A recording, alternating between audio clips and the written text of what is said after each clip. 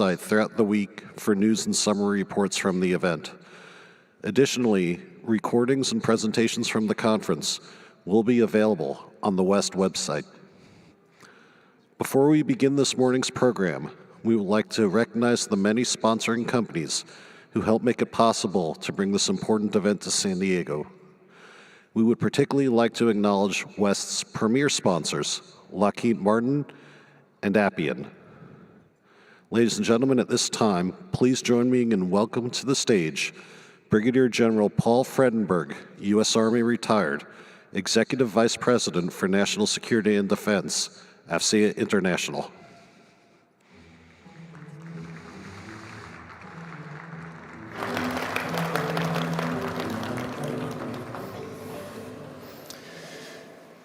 Well, ladies and gentlemen, thank you for joining us here this morning. I trust everyone had a great first day. This place was buzzing yesterday, and if you think it was good yesterday, buckle up. It's going to be even better today and tomorrow. I hope you've come this morning ready to engage with our speakers, our exhibitors, and your fellow attendees here. And I certainly would not take anything away from the formal agenda that we have, but the networking that you're conducting here, the ideas you're exchanging, and the connections you're making in that exhibit hall out here are a very important piece of your overall WEST 2023 experience. Now, going back to our conference theme, the U.S. maritime strategy emphasizes that the domain is integral to the security and prosperity for America and all nations. And it calls for the cooperation among the Navy, the Marines, and the Coast Guard to conduct successful maritime operations. The sessions at this conference are exploring how we prepare for a future in which unmanned systems, artificial intelligence, hypersonic weapons, cyber operations, and laser weapons may determine who controls the seas. And we're also exploring how we make sure modernization efforts in the United States and its allies are able to develop maritime readiness, capabilities, and capacities that can counter adversaries such as the People's Republic of China. And our keynote this morning is going to take a look at that from both a military and an industry perspective. And I'm excited to hear what they have to say. And now it's my great pleasure to introduce the moderator of this morning's panel, Vice Admiral James Zortman, U.S. Navy retired, Chairman of the Board, USAA. Jim Zortman served 34 years in the U.S. Navy. His last assignment was Commander, Naval Air Forces, and Commander, Naval Air Forces Pacific Fleet. He was a senior executive at Northrop Grumman for 8 years, serving as Senior Vice President for Global Logistics and Operational Support. He is currently the Chairman of the Board at USAA, a Fortune 100 financial services company.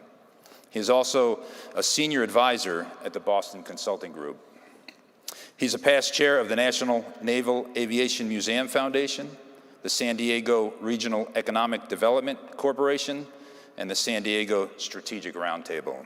Ladies and gentlemen, please join me in a warm welcome for Admiral Zortman and the panel. Hey, thanks, sir. Appreciate it. Appreciate it.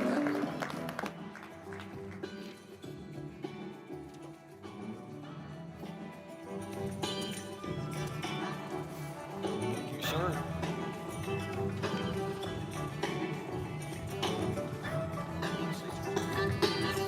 Will you autograph it?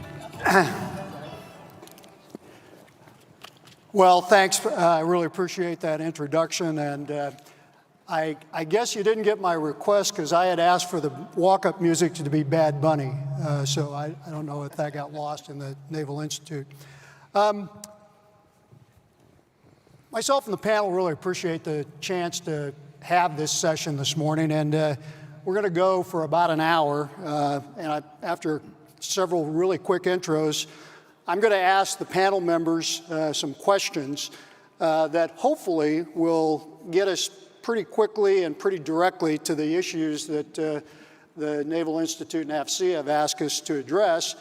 as a view from industry. And I think it's important to stress that from the start of this is a view from industry. Now, we're going to have a discussion up here based on some questions, but then in order to get to the things that hopefully we stir up or that are on your mind, we're going to take the last 20 or 25 minutes and take questions from the floor that the panel members will ask. So I think you've all had a chance to look at the bios of the people that are up here today, but I'll just hit it real quickly. Starting on the left over there, Roy Trigger Kelly, VP of Washington Ops for Naval Power and Requirements and Capabilities for Raytheon Missile and Defense. Trigger started life as a Tomcat pilot, commanded at basically all the levels that went finishing up his time mainly in the cockpit of the F-18. He's run most of the big pieces of naval aviation, Air-Lant, Sinatra, where the aviators are trained, a battle group, commanded at the air wing and the squadron level. He really works at Raytheon to align what the customer says they need to what Raytheon is producing. Kevin Mickey, right next to Trigger. Kevin's Sector Vice President and General Manager of Future Air Dominance at Northrop Grumman. Kevin's got 30 plus years of building stuff, building airplanes, building spacecraft. He's done it in big programs as a big prime, but also some of the things that you read about that do amazing things, like win the Ansari Prize for space flight from a commercial base. Kevin's got a lot of experience in both commercial and defense aerospace. He's also the son of a Marine, so we'll give him a pass on that for today. Next to Kevin, Nasty Manazar. I think a lot of people in this room probably know Nasty as a well-known author. I will not shamelessly plug his latest book, but he's a vice president for Navy Systems and Government Operations in Boeing Defense, Space, and Security. Like Trigger, he started out life as a Tomcat pilot and spent a lot of time at all levels of command in naval aviation, including a nuclear aircraft carrier. Nasty's unique in a lot of ways, but one of the ones that I think is going to be particularly useful in our discussion today is he had five tours in the Pentagon. And so he's been on all sides of the requirement and acquisition system. And then to my immediate left, Joe DiPietro, Vice President at Lockheed Martin Integrated Warfare Systems and Sensors. If you want to know about where the foremost combat system in the world is built and how it's built, Joe's your guy. He's building not just that, but a lot of other advanced combat systems and the sensors that go with it. He's got a strong background starting out as a naval officer for about 9 or 10 years using the product out in the fleet on an Aegis-equipped cruiser.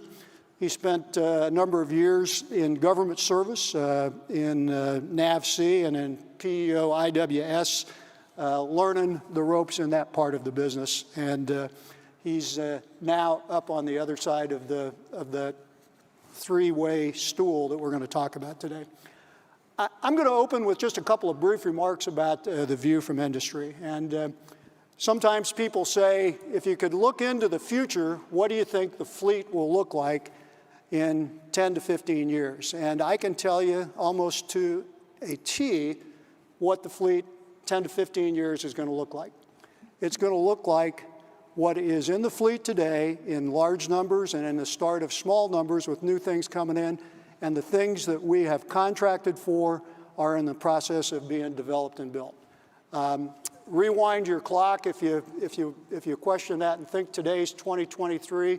If you went back to 2008 at the risk of doing public math, think about what the fleet looked like and what was in the pipeline and what we see out there today. So the reality is we can see and we know what's coming. That's the way we do it. What's the system is another question of what's going to define what's going to come for the next 10 or 15 years.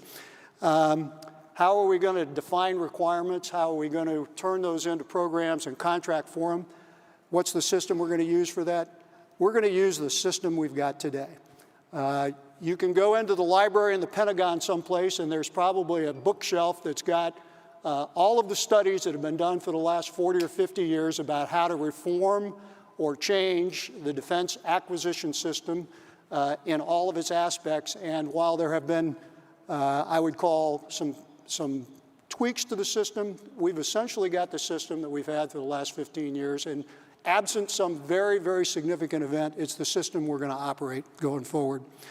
So I would contend that the thing that is going to allow us to be successful in producing the kind of systems and producing the kind of product and producing it in a timeliness that will help us not only do what we need to do, it's required to do what we need to do, is going to require a form of partnership that has, in some cases, escaped us at the level we need it. The country made a decision a long time ago that we don't have arsenals anymore. We buy our defense equipment, our defense systems from the commercial sector. They're publicly traded. They're operating not only in the government finance system, but they're operating in the commercial financing system with the challenges and the opportunities that go along with that. So I guess the place I'd start our discussion today is how to make it work to do the things that need to be done at the rate and at the price that we know we need to do. And so if we start from the position that both industry and all the parts of the U.S. government are committed to the same common outcome, and that's delivering what the fleet said they need at a price, schedule, and the terms that they agreed to, formalized in a contract. So with that as a starting point, my first question to Nasty, because he's been in a lot of the sides of this thing, is what could possibly go wrong and what could possibly go right to make us be able to be successful? Hey, thanks, Admiral, and I'm so humbled and honored to sit up here with the panel. Thanks to West, Pete, this is the perfect panel to have here.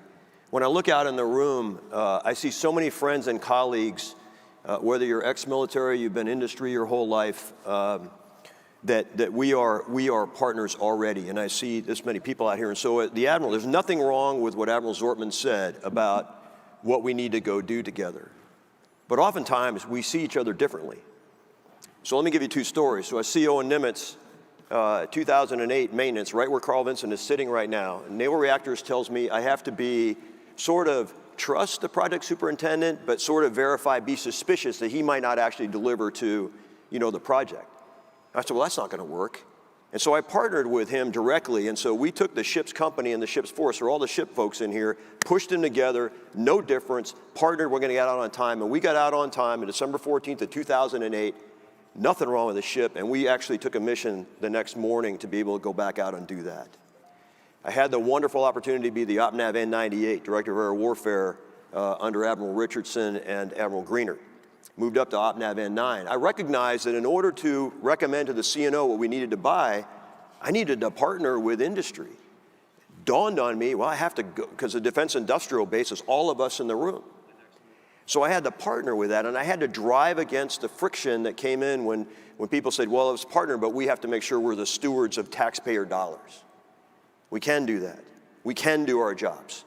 But we need to partner a lot better. And so everybody in this room is going to absolutely agree with what Admiral Zortman said as his premise.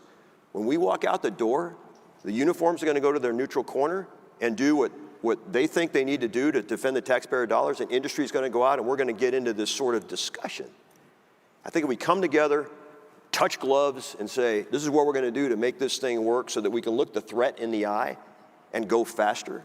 We do not have to change the DFARS. We don't have to go and change all that stuff. It doesn't require that. It requires partnership to take our system and move forward. I think we do more of that from a leadership perspective, we'll start to see more results. The point I think that is really good out of that, Nasty, is the idea that everybody has a role. And probably there's no more central role in industry and in the government acquisition system than program managers. And here in a couple hours, you're going to hear from the systems command commanders in a panel that Kevin McCoy is going to run about that workforce. But I'll kick a question to Joe here. There's probably nothing that is more important in making this work than good program managers.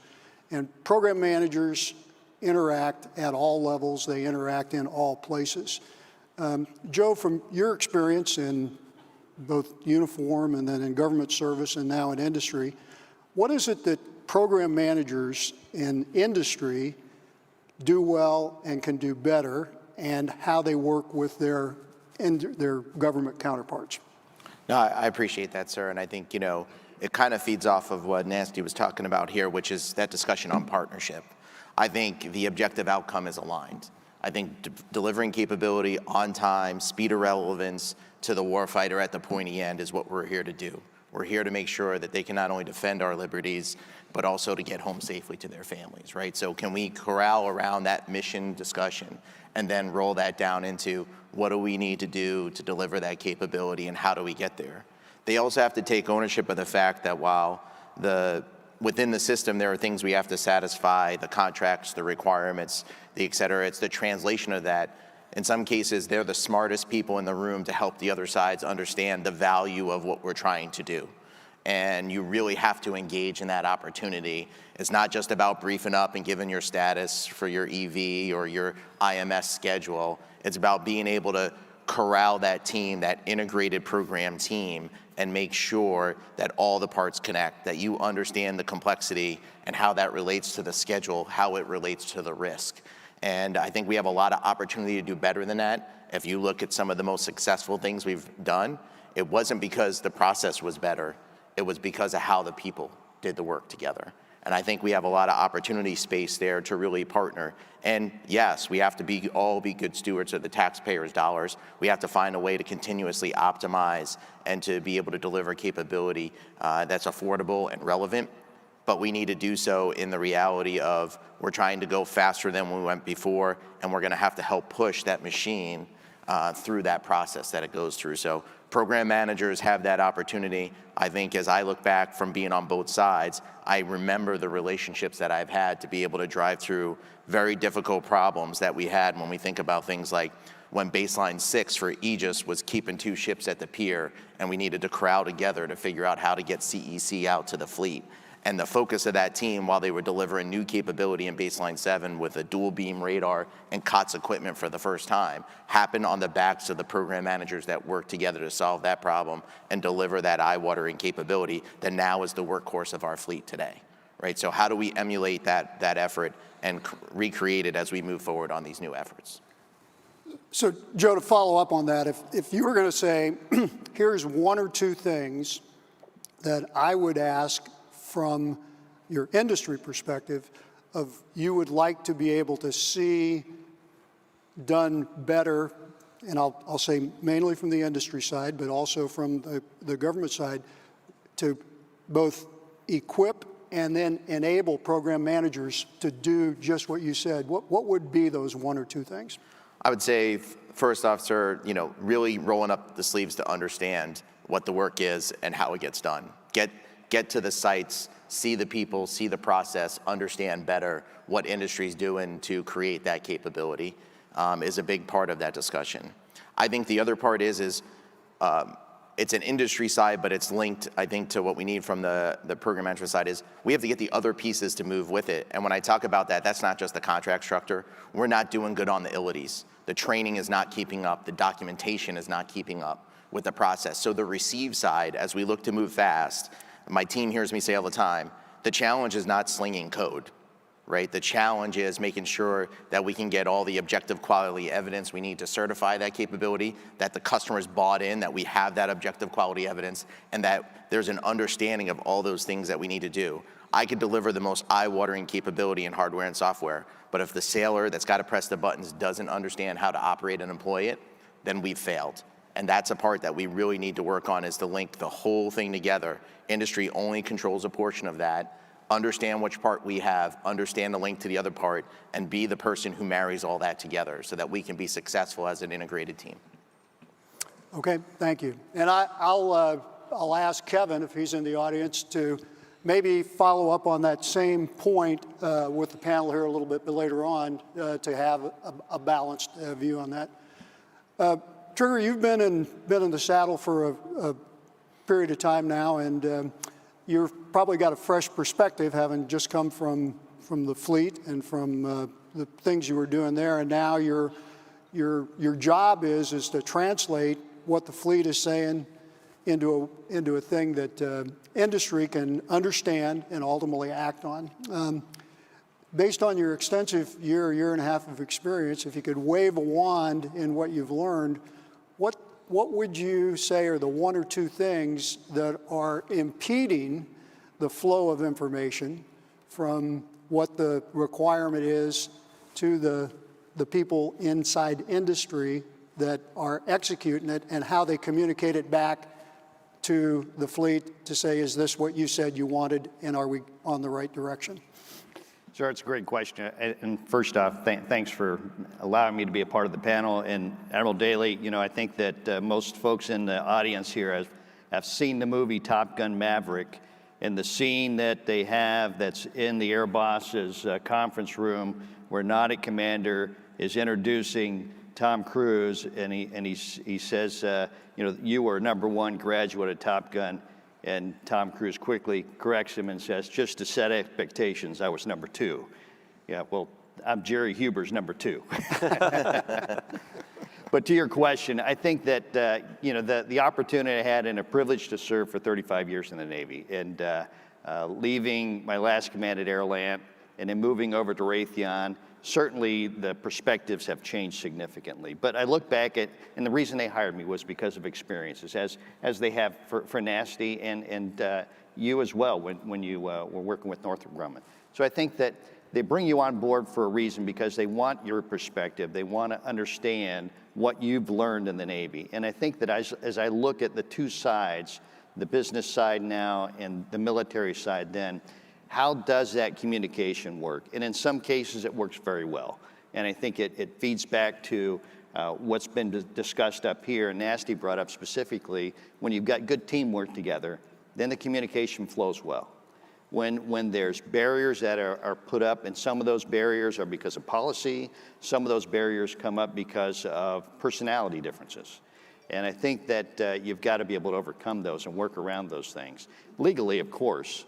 But the challenge that we have is trying to deliver what the fleet needs, and we are patriots up here. We want to deliver to the warfighter what they need as quickly as possible. I think that as you go through the process, and as I've looked at it, I think that you start back in requirements and look at where did those requirements come from.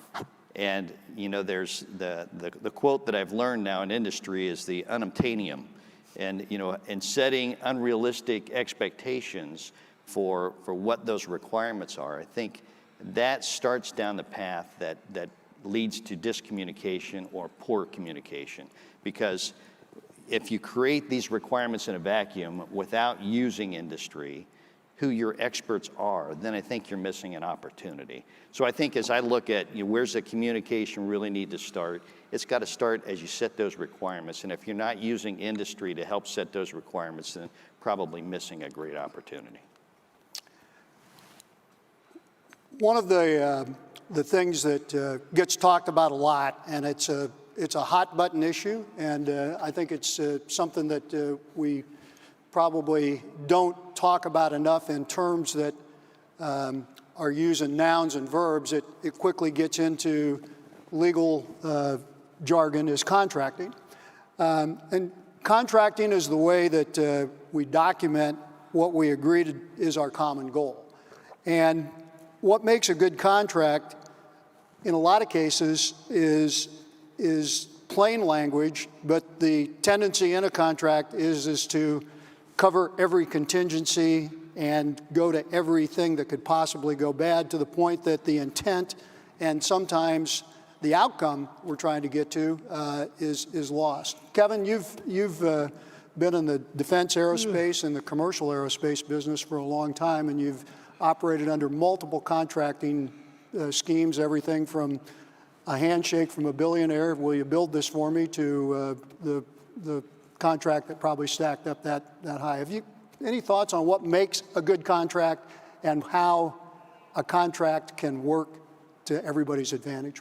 Yeah, sure. Let me start with, like the others, it's an honor to be up here, so thanks for the invitation to speak on this topic.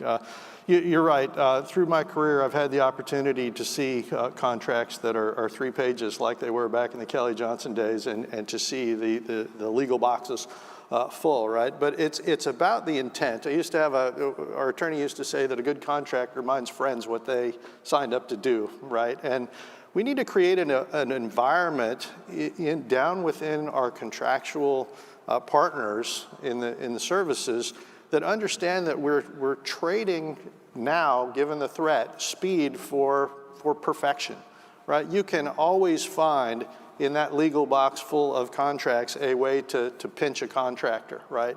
It's about the intention. We've heard the thematic up here of partnership time and time again.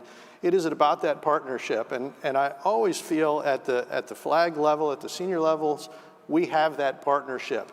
It's how do you drive that intent down into the organization so that they recognize, and it doesn't always feel this way, so that they recognize that we're on the same team, right? We start the day, to your point, we're patriots, we start the day on the same side of the table, right? We all get up in the morning trying to do our very best for the warfighter. It's that partnership that's going to drive us in the interpretation of that contract to get things done, to get things delivered. We use a term on a big program that we're working now. It's called active contract management, if you will. What that really says is that you're partnering with your customer to actively look at ways to drive risk left, to make decisions real time, to be more flexible. We're really fond of agile software methodologies these days, which says that there's a lot of flexibility. Why can't there be some agility in that contracting mechanism, right? So that you can have that partnership and drive that down into delivering hardware and proving you wrong, sir, that it looks different in 15 years. That's our job. You know, I might just add, Yeah. So could not agree more. Also want to emphasize on our side, we do the same things as Kevin talked about. We drive problems into the contracting process on our side. So if we can develop this shared commitment to speed and use that active contracting method, and we're pointing at each other, you got to go through the contracting officer for the legal things. That's exactly correct on both sides, but don't let us tell you all that the uniformed contracting officers are the ones that are the problem. We have a shared problem, and we got to be able to figure out how to break through that. That's right. I see it just quite a bit. Yeah. Is it fair to say that contracting, as Kevin described it, is a way to memorialize or to set down in writing what the executive leadership of both the government acquisition and the commercial company have agreed to do? And while the contracting officers play a very, very important role, the intent and the ongoing communication on contracting is really the role of the program manager and the senior executive leadership. And I'd ask Joe to comment on that. In other words, my maybe inflammatory way of saying that is contracting is too important to be left to contracting officers. Well, thanks for that one, as part of the process. And, as I think about what my colleagues up here have said, and just the privilege to be up to here with them. But I think, to your point on that, I think we do it to each other. We get so fixated. I will tell you internally, right, to share the problem is very quickly, right after something comes in, someone can tell me the exact number of shall statements there are inside the product that they received from their customer, right? And I think to the point that we were talking about earlier, which is what are we objectively trying to achieve from a mission capability perspective? Those are the guidelines, those are the rules for which we need to follow in order to do that and to put that in place and to mind and make sure that we're doing all the right things with the right deliverables that are in that contract. But I go back to that discussion on the understanding of what that translates to for what industry needs to create. Those program managers and the technical directors on the US government side and the engineers on the industry side, they are the best ones to understand how they're going to achieve that. And when they can agree to that and not turn everything into a contracting action, that deliverable will suffice, then I think we can move faster through that process. I do think, too, that we are working on a lot of things to go faster. And I love the comment brought up about agile contracting and the agile development piece. It is the receive side. As we try to move and implement these things to move faster, we have to find a way to work together to align it. When we work on things and we're going to say, hey, we do a big review or something of that nature, I'd like to get out of printing 1,000 PowerPoint charts and inviting 100 people to the facility to do that. We do model-based systems engineering, and we can share the model, and we can work in the model together and satisfy that requirement and save the taxpayers dollars and achieve what they're asking for in the contract. So we just have to think about it a little differently. And when I think we corral around that as the leadership team, as the program managers and the senior leaders of the programs and PEOs get together, we can achieve it. I'm going to ask one more question up here, and then we're going to enter the part of the program where we're going to be looking for questions from the people that are in the audience here, because hopefully we've raised some questions, or you came equipped with some questions that you'd like to get the opinion on this group from. And I'll start by, over on the left-hand side with Trigger, to do the one-liners here while the mob lines up. If you got to say one thing that you'd like the group to take away from the several hundred people in the room walk out today, what is the one thing from the industry view that you would wish that they would do or that they would take away so you could go back and tell the boss, I told them this and I think it resonated? So Trigger, you go first. So I think that as we look at and kind of back to the contracting discussion, if I were to say we need to have a steady demand signal, that would probably be one of the biggest solutions to our problems. A sine wave, and specifically with Raytheon, it's munitions. As we look at, weapons have been bill payers for many years. Suddenly the demand is up, and as you go through that sine wave, it's incredibly difficult for industry to try to keep the people on board, to keep the systems, the designs of the factories all aligned to meet demand if it's ever changing. So, the one thing I think that I would advertise is to say, if you can come to us with a multi-year, if you can come to us with some type of contracting process that allows for a fairly steady demand, it would help enormously. Kevin? I think for me, it's transparency, it's passion, and it's partnership. And we've used that partnership word a number of times, right? If we are recognizing that we are both on the same team and that we are both striving to do the same thing, which is to do the very best for the warfighter, we come at every problem with that in mind. That sets the stage for how we can go accomplish things. We both have work to do. Just a quick story, first time I met with the current air boss. He had a long list of things that he needed me to work on, and he talked to me about those things pretty passionately, right? And he was right, to Nasty's point. We have our own challenges internally. Went back and fixed some of those things and came back the second time with things that he could work on. And there was some emotion in the room, right? Not from the air boss, but from others who maybe didn't want to get as real as we needed to in that setting. But we talked about those things, went and worked on those things, and then in the third meeting we were celebrating successes, right? So again, just speaks to the partnership that we all want as industry because we want to deliver for the warfighter. Totally agree, sir, with the 2 points. I would say perspective. We're looking inward here, talking about how, risk, blah, blah, blah. You heard the PAC lead commander yesterday. The wolf's not at the door, the wolf's in the living room.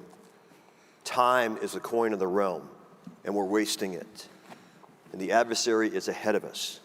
We need to focus out, figure out how to get the wolf out of the living room, back into the yard, how we can point the rifles at him. And we need to do that in this room via the stuff we just got done talking about. So I would say perspective on where the threat is, and it's not us.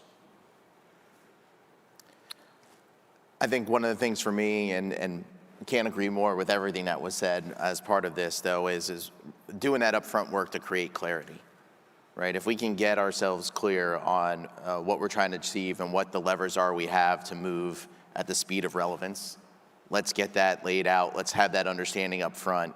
Let us help understand the problem we're trying to solve up front with the requirements discussion that was brought up. Let's create that clarity. I know some of it's competitive. Let industry participate across the board then and create some clarity so that when we go through, we'll get you something that you can improve more quickly so we can get started on solving the problem as opposed to talking about it. Okay, I think I see a few people moving towards microphones, so ready to take the first one. And why am I not surprised? Bill Gortney, currently unemployed. First a comment and then a question, which I know is going to shock a few people in this audience. Nasty, that's a really red tie. It really stands out. It's only overshadowed by the glare from Trigger's head. We talk a lot about partnerships, but there are friction points. And I see one of the friction points right now that we have between industry and the Department of Defense, our IP data, the data rights discussion, where the government wants corporate data, which industry may view as corner of the realm. It gives you your strategic advantage. So there's a debate in that. How do you all view the government's position? What is your position on the issue? And then where do you think the middle ground is that we can finally close this down? Because this has been going on now for about close to almost 10 years. Thank you. I'm going to kick that one to Joe to start out with, because I think that's a place where there's been I won't say a conflict, but there's been a lot of experience in the area you work in. Yeah, and I would offer, again, I'm going to give a perspective, I think, a little bit for me from both sides, because I had this challenge as I worked in my different roles in PO ships or PO IWS or LCS or wherever I was, which is, I think if one of the challenge from the side of the government is we just want to assert those rights. When I was on that side, and I used to ask the challenging question when I was a program manager or a technical director, what do we need and why, right? So if we could understand that better, and we couldn't communicate that to industry, it was almost a function of we just need it because we bought it. And again, I'm saying that not from being on this side of the curve, I'm saying it from being on the side that I spent the 20 plus years of my career on. On this other side, I think it gets down to what are those things that do give us that technical advantage do we need to protect, and how does that play against when we get clear understanding of what is needed and why? If we could get to that discussion up front, as opposed to I would just like your data rights assertion list at the back of your proposal, and anything less than GPR is a failure, I think we could do a lot better as an integrated team to solve this problem. Yeah, I would agree. It goes back to the comment that Joe brought up about contracts and the way it's written, and I think we need to look really hard at the deliverables in the contract, because it often says you just deliver the data. You know, what is it? And it's the translation from both sides of what it is that, government purpose rights, what they're going to be used for, how do you protect the crown jewels that each company has when they build the platform that the service bought. And then, hey, I just want the data. There are ways to gain access, and of course, say we get access to data, we paid for it, we don't want to pay again. There are proposals in a way that allow access to the data that still protects the IP of the companies, but also gives the government what they need. And the commitment, of course, from the OEMs are going to take care of the equipment. So I think the translation of what's in the contract, and then looking for modalities that keep that data fresh. If we turn over the data right now and say, here's the data that you paid for, it's going to get rapidly obsolete the first time a change goes into a drawing or something like that. If you have continuous access to data, like in the commercial world, Boeing does with our airlines, we have a thing called My Boeing Fleet. And all the airlines go into My Boeing Fleet, and they have access down into the data to maintain the airplanes they maintain, oftentimes with their own maintenance houses. I believe there is a model to be able to do that inside of DoD as well. It's also a multivariable problem, right? This room is evidence of the thousands of partners that we have in industry that are also trying to protect their IP at the second level, third level. And so we as the primes have an obligation to work through that with our partners, but that presents a challenge for us as well, is to get our partners on board, because some of that is truly IP that they've discovered in the commercial world. We learned a lot about that at my time at Scale Composites. That work was done, paid for by Mr. Paul Allen or Steve Fawcett, right? And so then how you can free up that technology to be used in a government application can sometimes be a challenge, obviously. And I'll just add one thing. My experience with it has been the it seems like every one of them starts out as a fresh new case. If there was some way to start from a level of defined uses and then negotiate from there, but it almost seems like the people that come in the room, and this is to some degree from industry, and I think it's also some degree from government acquisition, it's people that have not done this before. And they start from a place that makes it more painful probably than it needs to be. Sir. Kai Alberg, Washington State. As we've seen from World War I to the Ukrainian war, wars often last longer and munitions consumption vastly exceeds what is expected. My question is, what would industry need to be able to create the ability to ramp up production quickly rather than after a couple of years? I mean, such a capability obviously is not free, and industry is not going to create it unless somebody is willing to pay for it. But given the complexity of munitions now compared to 100 years ago, what's the feasibility and what would be necessary to have such a capability? Trigger, you want to start there? I know Raytheon is in the middle of a number of those questions right now. We are indeed. And there's a recent article. If you haven't read it, I would encourage you to. It's a CSIS article, and it's on wartime inventories. And I think that there are a lot of points that are addressed in there in talking about where we are as a country, comparatively speaking, to some of our near-peer competitors. As we look at the process, and for munitions, unlike aircraft or like ships, the time frame for building some of those is not near as long. The issue becomes, and we look at it as a 5-year process. So 2 years for the budgeting, a year for contracting, 1 year for your suppliers, your sub-tiers, and then a year for our actual production. So as you look at a 5-year process, how do you condense that down? I think there's a lot of different ways that you can make it much faster. And part of it is in the contracting process. But as you look across it, okay, well that's only addressing something inside of a year. And I think even if you consolidate that, you're not going to deliver it that much quicker. As we look at the long lead items, the things that require us to try to get for the production process, I think that if you had long lead discussions as you set requirements, and then as we looked at contracting, having the opportunity to say, okay, we understand that there's got to be something for long lead up front. Let's get that on the table now. And once we've moved that, now let's move on with the rest of the contracting. Because until you get the long lead items, those things that are going to hold the product until it's finally assembled, we're not going to get past that. So I think that long lead items have to be addressed as part of the process, especially when you look at complex systems. Now, if you're looking at, for instance, the current war in Ukraine, we're not taking a lot of our exquisite weapons to send over there. Part of it is, we look at Stingers and Javelins, things that have been around for many years, but those are the things that they need right now. I think that if you're looking for something you want delivered tomorrow, then let's look at the technology and the things we have in inventory today. Maybe it's an 80% solution that allows you to put the weapon in the hands of the warfighter very quickly, as opposed to taking this 5-year or 5-year plus process. Hope that answers your question. I would add as well, the Boeing weapons, and Trigger brought up 2 great points. First one is smooth demand, and then the lead time away stuff. What you have in the OEMs is the ability for the companies to go out on risk, and what the government should do is depend on the companies to go out on risk. We can use company funds to go across the POM process, and if there's a commitment that the money's going to come back as we go forward to get this prime to put the weapons out there, then we're going to spend that money. It's the same thing with IRAD and internal company funds. If we know where you're going, we'll launch on that pause.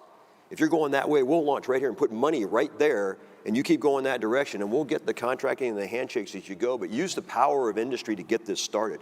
And again, if you don't get it started, we have a time problem, as Trigger alluded to. Yeah, and I think that's a really good point about there's big primes. What good are they? What Nancy just said is this idea that big companies that have access into capital markets can create capital if they've got some level of certainty that allows for what he just described. They're still competing in capital markets with Apple and with everybody else that's in there. And until there's a mobilization of the economy for a big war, that's just the reality.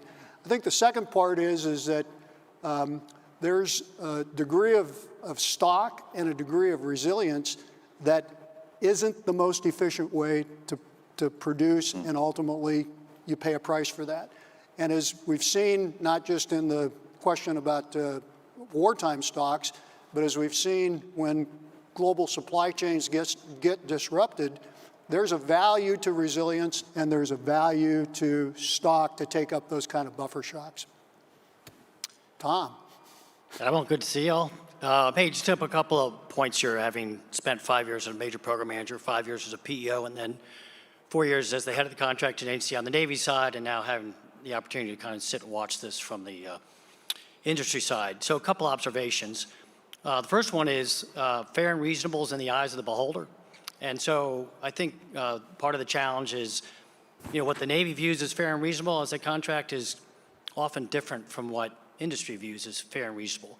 So my point is, I agree with all the comments on partnering, but my observation over the years has been, at the flag level, I think the partnering works, we want to work together, but it never gets driven down to the PM level and never gets driven down to the contracting level. So my question for industry, and if I had a chance, I would ask Kevin to ask the same question to the military side, is, so what's our obligation to drive trust, not only build that trust back between us at our level, but what are we doing to drive that trust, probably more importantly, down into our organizations, to the contracting officers and the PMs who are negotiating those contracts? Because I think at the end of the day, that's the reason why we have the problems we have today. So again, my question is, what are you doing to drive trust down in your organizations to the PMs who are working with the government to get these contracts signed? Kevin, you want to take a first shot at that? Yeah, not all that fond of the term empowerment, but you have to empower people to make decisions, and you have to support those people.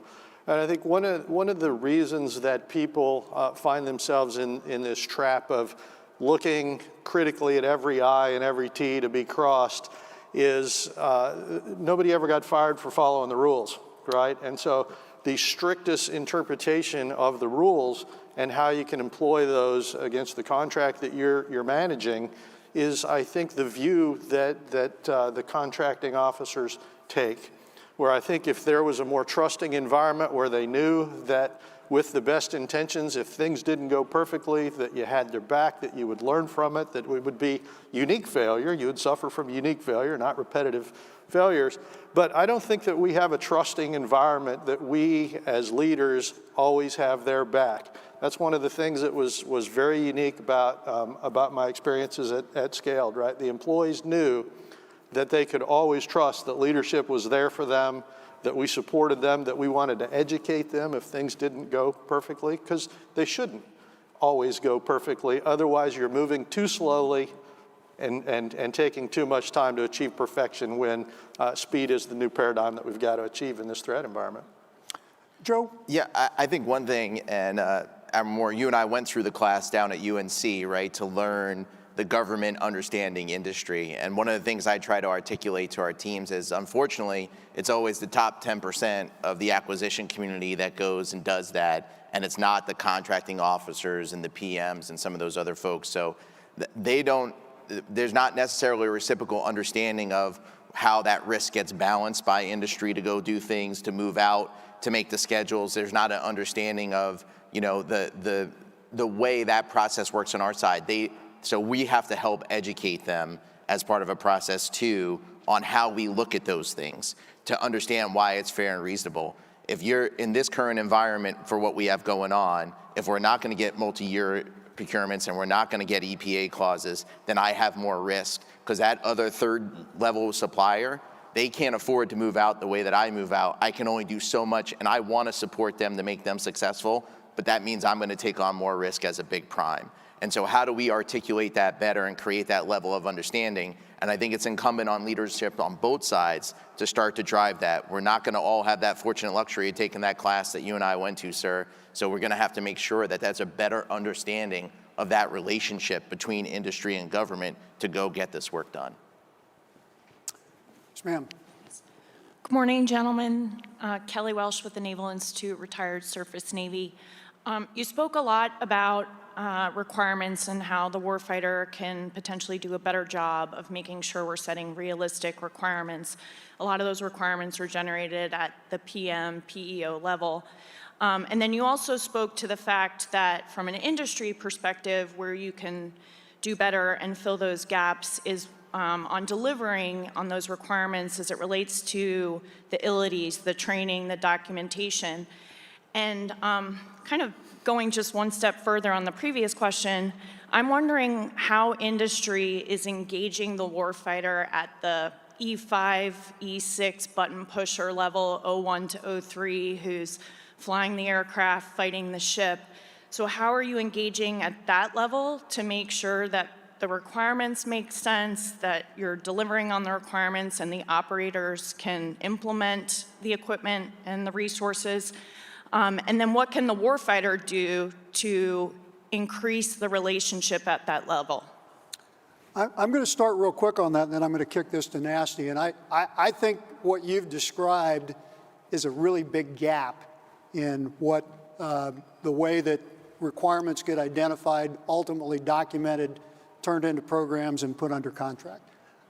There's been, I think, artificial barriers established between the third-class petty officer that's working on the flight deck or working in the hangar bay at 2 o'clock in the morning and the people who are designing the follow-on systems.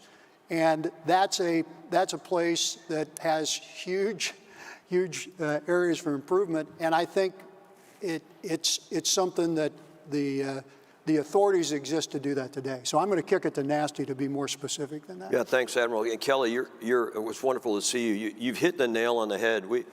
For the MQ-25 unmanned refueler Boeing is building, Bullitt Miller, when he was CNAF, really pressed hard. There's two requirements, two requirements. Get on and off the carrier and give gas. And then when we go to build it, it goes down to the communities. And it's interesting that we must understand there are essentially three audiences that are out there that we work with. One is the fleet, like you talked about. Two is the acquisition community. And for Navy, that's down at Pax River, Air Force up at Dayton. And then there's the requirements, folks, again, for Navy. It's in the Pentagon. And understanding what audience you are talking to is really critical from an industry perspective.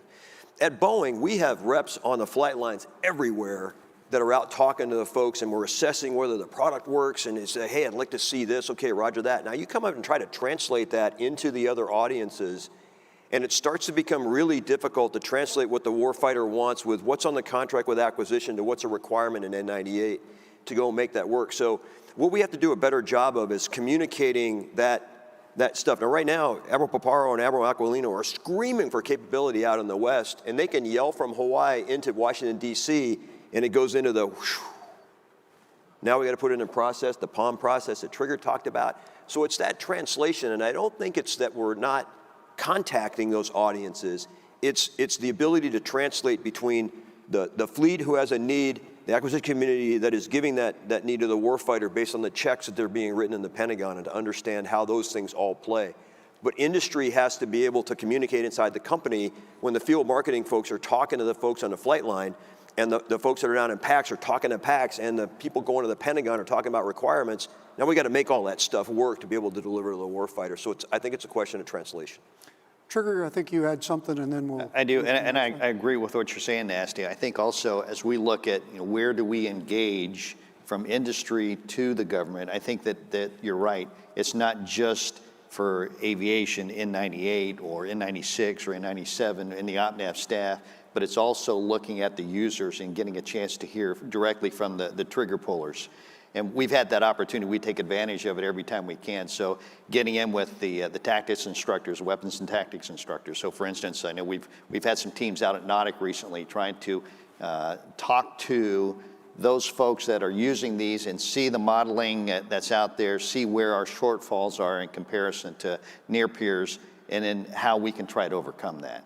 And some of that is with technology that we have right now, and trying to, once again, put those weapons in the hands of users as quickly as possible, as opposed to, okay, let's go back and now we're going to build this thing that's going to take, at least a 5-year process, as opposed to, hey, we've got an 80% solution right now. What do you think of this? How can we modify it? And I think that's where the interface works very well, where we have a chance to be on the flight lines or down at the piers talking to the folks that actually use the systems and see what do you really need, and then talking to the folks that are the tactics instructors that know what the capabilities we have compared to our near peers are and how we can improve it.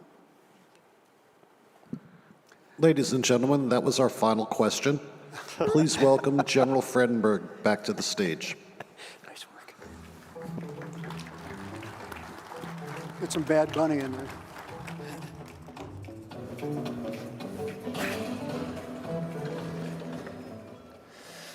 Well, thank you very much. In today's challenging times, this is the exact conversation that needs to take place as we set the conditions to deliver the capabilities and capacity that our military needs to outpace our adversaries. On behalf of AFCEA International and the U.S. Naval Institute, thank you all for taking your time to come out here and give us the industry's perspective. This is critical. And I would like to present a book to each of you, Mastering the Art of Command by Trent Hone. Thank you very much. I was afraid it was going to be Nasty's book at first. Thank you, sir. Thank you. Appreciate that. That's great. These are all Ladies and gentlemen, we now move into a coffee break in the exhibit hall, sponsored by Sealing Technologies. Coming up at 10:15 will be a panel session, What is the acquisition workforce doing to better deliver warfighting capability the fleet needs to win at speed and scale at a cost we can't afford? There are also presentations in the theaters and the Innovation Showcase throughout the day. Check the app for the most up-to-date schedule and the full list of sessions and speakers.